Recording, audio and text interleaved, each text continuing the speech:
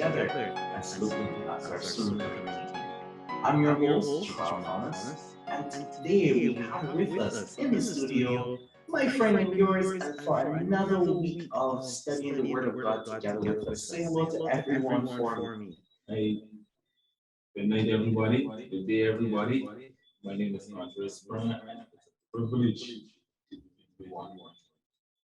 Awesome. And again, I'm here reminding you that we're into our third major study, our third major foray into the Word of God together.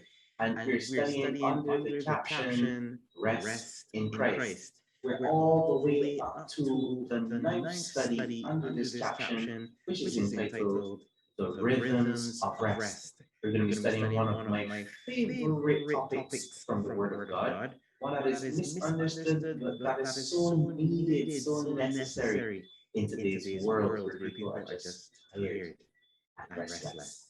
And so, I'm going to invite my friend Andre to pray for us this week so that we can begin. I'm also going to ask him to read the memory text when he's finished, and then we'll get right into today's study. All right, let's go for it. Father, we thank you for another week where we can set aside peers and come and worship you and study your word. I pray that as we go into your word, you will guide us through your Holy Spirit. In Jesus' name we pray. Amen. Our memory text this week comes from Genesis chapter 2, verse 3.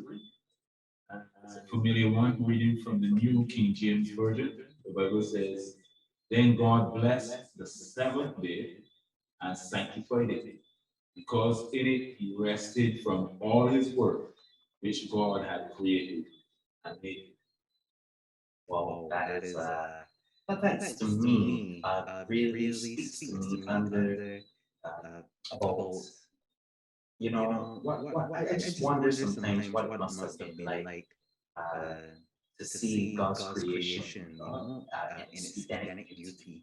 I just can't even imagine what it would have been like to see the birds and the fish and everything just created beautifully straight from the creator's mouth. I often wonder about that. But after the 6 days of work, God did something that was special. This that God made a day. On the seventh day, He made a special day, something that would help humanity to escape from their self-imposed difficult lives that we had 6 days of hard labor. And it's interesting to me that God saw it necessary from the beginning to give us this gift. And this week we're actually going to be studying the way that we are able to enter into God's His dynamic rest, the rest that we need in order to become a little bit more like Him. And when Andrea and I were talking earlier about this topic, it occurred to me, and it's actually here in our introduction for this week, that if one thing that I can say to you about the Sabbath rest from early is about being and less about doing. It's a time for us to be more like God and less of for us to do and try to work our way. We can't do it. So it makes sense that we, by spending time with God, by beholding Him, we become changed so that we can be more like Him. And so, with that short introduction, what really is this prelude to rest? Well, there's some text here. We're going to be looking at Genesis chapter 1, verse 31. Are there any interesting texts that you think we should zero in on? I know there are a few here from Genesis chapter 1, maybe 26 and 27 that I would like to zoom in on. But are there any texts in here that you think that we should have a closer look at for our friends as we talk about the prelude to rest? I think Genesis 1, 26 and 27 will be good. All right, awesome. So I'm going to read those. And I'm just going to include verse 1. Here it goes. In the beginning, God created the heaven and the earth. Verse 26 and 27 say this, and God said, Let us make man in our image, after our likeness, and let them have dominion over the fish of the sea, and over the fowl of the air, and over the cattle, and over all the earth, and over every creeping thing that creeps on the earth. So God created man in his own image. In the image of God created he him, male and female created he them. So what is the bringing to rest? I know that um, the animals and Adam and Eve were made on the sixth day. But so this happened near the end of the creation week. So tell us what is it about working 6 days that makes the Sabbath special? Makes Sabbath special after 6 days. Oh, if you frame it that way. Yeah, they will tell you absolutely nothing. You look at it from that perspective. But the Sabbath becomes special because the person who rested on the Sabbath was the person who created all things, including us. Mhm. And I remember in the study prior to this, we talk about why the Sabbath is so special to God. First of all, because in the Sabbath, God recognized everything that came from his hand was what he intended it to be, and it came in order to fulfill its purpose. And when God looked at it, when it was completed, then he was able to say, it is very good. And in this creation narrative, we have that God has man at the forefront. So everything God is doing during the week is incomplete until God finishes the creation of woman for man's benefit. And then God was able to say that everything is very good in Genesis chapter 2. Mhm. And that is the rest that God had in his creation. He ceased from doing anything because it was absolutely nothing that God could have done to perfect his creation. It was perfect. It was beautiful, everything. So God could just sit back, bask in its beauty. And then God could declare that this day that I am resting on is a day that should be holy, sanctified, and happy. So that the same way I, God, can enjoy what I have created, other people can enjoy it as well. And you cannot do it unless you're doing it on the day specified by God. True. That is very true. That makes sense. And I do somehow I really love the analogy about the relationship between man and woman. You have to commemorate the anniversary on the time that was set aside for it. It just makes sense.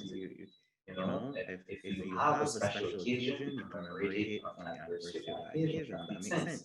So I have little songs to sing: one, two, three, four, five, six for us. One, two, three, four, five, six for us. One, two, three, four, five, six for us.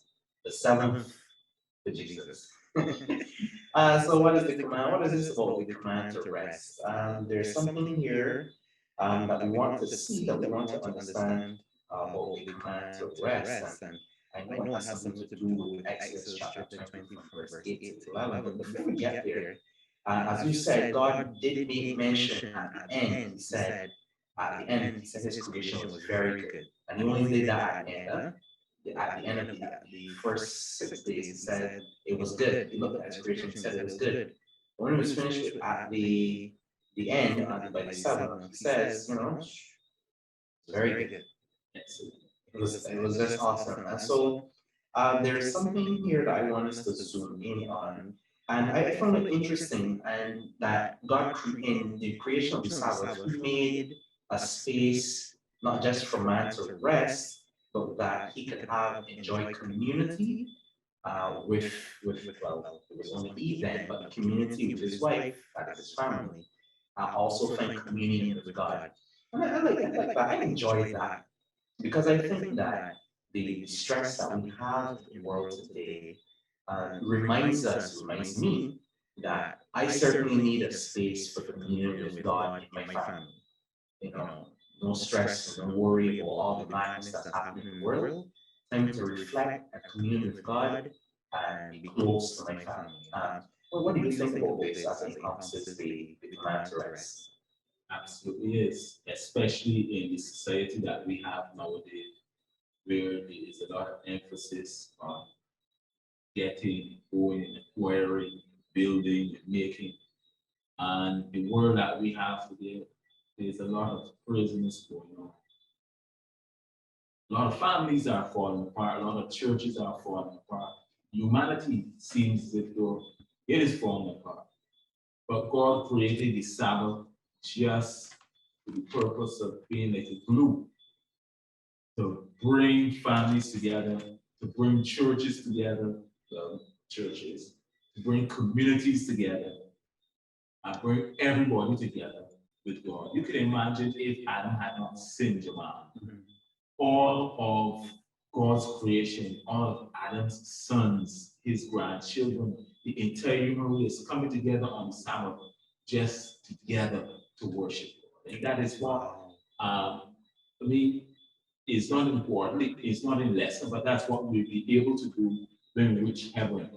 And that's God's intention. And in what it says in the Desire of Ages, page 281. And since the Sabbath is a memorial of the work of creation, it is a token of the love and power of grace. I mean, this just speaks to me because God did not just create the world, but He created, as you said, a community. So the Sabbath is shows exactly God's desire for us to be with Him and to be with one. Wow. So, as beings who were created in the image of God, we read that earlier. As beings who were created in the image of God, I suppose that God, by spending time with Him, we become more like Him. Because, I mean, as you mentioned, sin ruins, what would have been God's original intention for humanity when it came to spending the Sabbath with Him. Sin tried to disrupt that relationship. So in a way, he's kind of redeeming us or recreating us into his image when we spend time with him, don't we?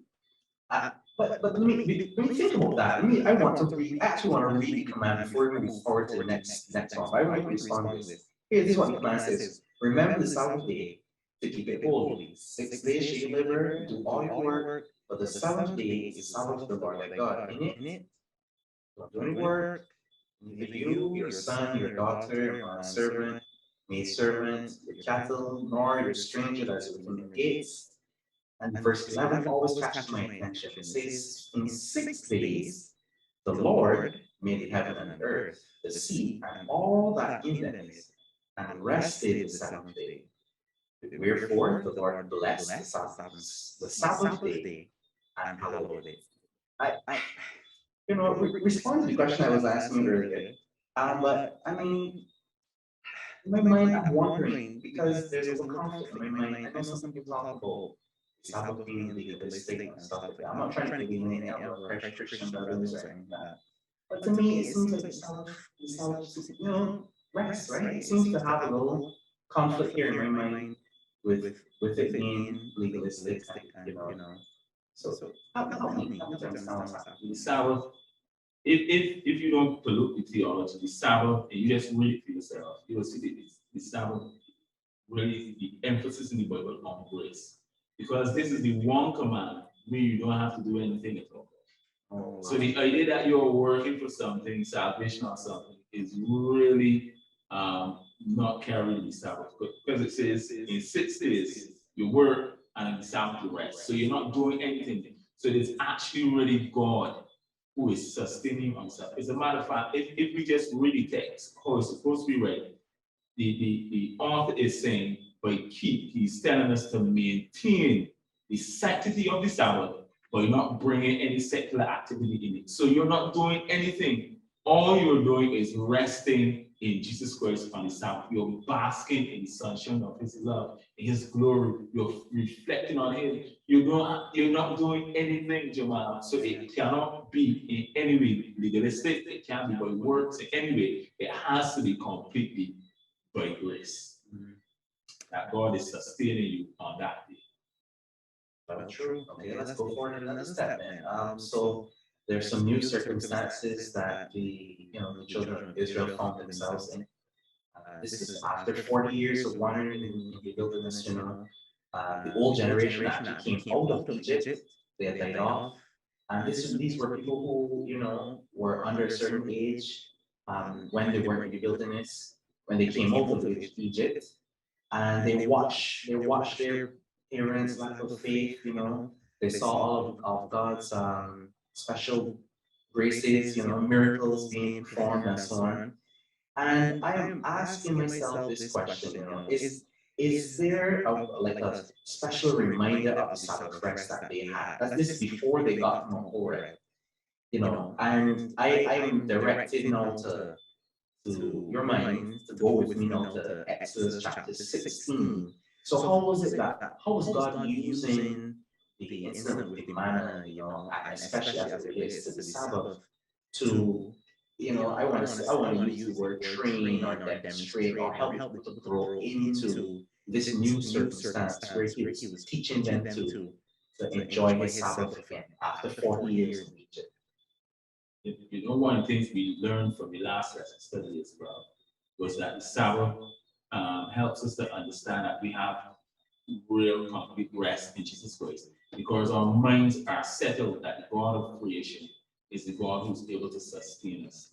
That is what is happening in Exodus chapter 16. God had been giving them food every day, just the amount that every man needed. And on the Sabbath day, he gave twice as much as every man needed. So that when the Sabbath came around, the miracle that was performed in the preservation of the manna taught the Israelites that the same God who's preserving the manna on the Sabbath is the same God who's able to keep them in all of their wanderings and in all of their dealings. And it's the same lesson that we are able to learn. The same God who created and the same God who recreates his image within us is the same God who's able to keep us, who's able to sustain us and keep us from falling during the week. So the Sabbath takes on in that way special emphasis, helping us to understand that God is not only creator, but he's also a sustainer. I like that. I like that so much. I find it interesting. I'm going to read these verses quickly. This is Exodus 16. I'm just going to read from 25 to about 27. It says, and Moses said, eat that today, for today is a Sabbath unto the Lord. Today you shall not find it in the field. So 6 days you shall gather it, but on the seventh day, which is the Sabbath, in it there shall be none. And it came to pass that there went out some people still on the Sabbath day to gather, and they found none. Amazing, huh? And the Lord said, they angered God and so on and so on. But what I find interesting is that Moses saw it necessary to repeat the giving of the law here in Deuteronomy, 5. I'm not going to read that one right now. But I found it interesting that Moses, being led by God, found it necessary to repeat the Sabbath command, repeat the law, actually, the entire law. And you can see that there in Deuteronomy from 5, 12 to 15 or so. And there was another reason to rest added to, and it has something to do with God bringing them out from Egypt, or rather reminding them, listen, you were slaves in Egypt, therefore you should keep the Sabbath. So how is that, or can we say that the Sabbath now is a sign of liberation, of freedom and liberation? Yes, it is. It is a sign of our redemption, actually, because we understand the way that the kinsman redemption works is that a person who's the nearest kinsman is able to buy back what belonged to his brother. And Jesus Christ, who's our nearest king, is able to repurchase that which Adam lost, which is us. So when the Israelites were in Egypt, God went down into Egypt and purchased them. He brought them back over. So the Sabbath for the Israelites, especially when they are going into the promised land, takes on that emphasis of redemption. That is why they had so many Sabbaths when they went into the promised land, Jamal, because every time that they rested, they are being reminded that it was God who rescued them. So while all of the other nations, surrounding nations and stuff like that were always busy, it appears as though the Israelites were always resting. There's always some festival, some celebration, some Sabbath where they came apart and the emphasis was on God's redemptive love towards them. So the Sabbath takes on the idea that we have been redeemed from sin, the Israelites have been redeemed from sin, and they can enjoy God's love and His grace more so when they went into the promised land. And for us, we have to see the Sabbath in a non-legalistic way. It is not what we do, but it's the rest that we receive in Christ, basking in His love, reflecting upon Him, especially on Sabbath. Yeah. It's not a day for sleeping. Right.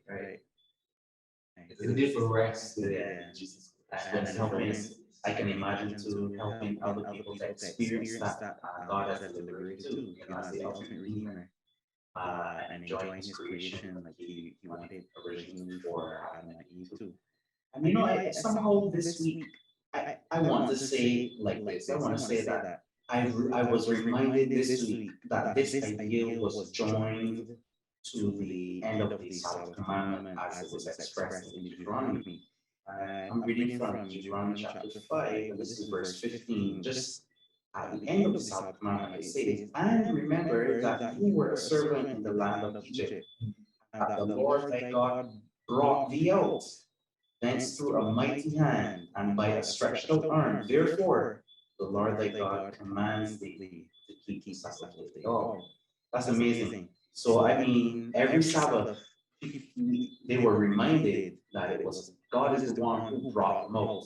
And not only the weekly Sabbath, but also the ceremonial Sabbaths. Mm-hmm. The year of Jubilee, the new month, the festivals, all these times were Sabbaths. Yom Kippur, these were all Sabbaths. The Israelites rested at the second word. Nice. So, along with that, so as we get right down to it, this one is about keeping the Sabbath. And I always find it interesting that there seems to be more texts that say to us what not to do. So today we're going to talk a little bit about keeping the Sabbath, what we should be and stuff like this. So I found there were two interesting verses that were given from Psalm 92, sorry, and Isaiah 58:13. I'm going to read a part of Psalm 92 here for you. But if there are any comments that you would like to give us, Springer, about the type of atmosphere that we are to have in keeping the Sabbath, that is fine. I will receive them now from you. But this is what it is I want to give you here from Psalm 92. It says, "It's a good thing to give thanks unto the Lord and to sing praises to His name, O Most High, to show forth His loving kindness in the morning and His faithfulness every night, and upon an instrument of 10 strings, and on the psaltery, upon the harp, with a solemn song. For the Lord has made me glad through His word. I will triumph in the works of the Lord's hands." Wow, it sounds to me like I'm supposed to worship there, right? And to sing some praises and stuff like that. But I mean, are there any other thoughts you have about what we should, the kinds of persons we should be on the Sabbath here? Share with us. Well, the person we should be on the Sabbath is really and truly the type of person we should be during the week. And that's when we were talking about sanctification a little earlier. Because the same God who sanctifies you during the week tends to show on Sabbath. And that says to us that on the Sabbath, we should be happy. The atmosphere that we have and promote should be one of joy and celebration. And that is why for the emphasizing anymore. As a matter of fact, one way we on Sabbath, whether we have much or little, our attitude is always the same. On the children, I mean, they're so happy. If they were grumpy the Thursday, if they had a bad week or whatever, they're so happy on Sabbath. That's the attitude we try to promote. On Sabbath, I do not bring any negativity into my home whatsoever. I don't talk about bills. I don't talk about work. I don't talk about nothing. So Jamal, the attitude and the atmosphere at my home on Sabbath is one of joy and happiness. And that's what I would try to encourage everybody to have. Be positive on Sabbath. Um, and it really a lot has to do with how we view God, how we reflect upon God during the week. If you reflect and you see how good God is to you, for me, it is a day that you want to celebrate. I try to get up early before everybody, celebrate, sing praise, whatever, go in the garden, then come back in. If people Setting ready, mood. yeah, I mean, because I'm happy Right. on the Sabbath. I confess my sins. I try to be right with God, right with everybody, because I enjoy my Sabbath. My Sabbaths are stress free. Amen in Jesus' name. Stress free. And then go to church, I have a little sleep, and then get back up in the evening to do God's will. Because, I get no old. So, in putting away, you've like how Isaiah 58 puts it, you put away your own pleasure and you've made God's pleasures your highest joy on that day, which include family time, as you said, time in nature in your garden, and time doing God's bidding, which I know must include helping to alleviate the burdens of people. You gotta take care of person's needs on Sabbath. And that thing about pleasure is an interesting text because if it's talking about my work personally, I don't really find a lot of pleasure in that. But I find that the things that I find personal pleasure in are always better on Sabbath. Wow. I know this is just the prelude. Food is better, Jamal. We're going to talk about this one. We're talk about this one. There's going to be more talk on this topic. There's so much that we should say. But we've come now to the end of this broadcast. 28 minutes. Don't make 28 minutes at least, right? So I am going to did I pray in the beginning? I prayed in the beginning. You pray? Well, I should pray again, right? Okay, so I'm going to pray and then say goodbye to our friends here who are with listening to this. Okay, so just invite everybody down to God with me as we pray. Heavenly Father, I thank you for this opportunity to learn more about you so that we can learn how to be more like you. Thank you for setting aside special time to be with us. We understand that we're special to you, not just by creation, but also apparently by redemption. We can thank you for this opportunity that we can be here and study more about you. In Jesus' name we pray. Amen. All right, folks. Well, my name is Jamal Thomas, and it's been my pleasure to study with you, and I'm here encouraging you to study, to show yourselves approved unto God. Until next time.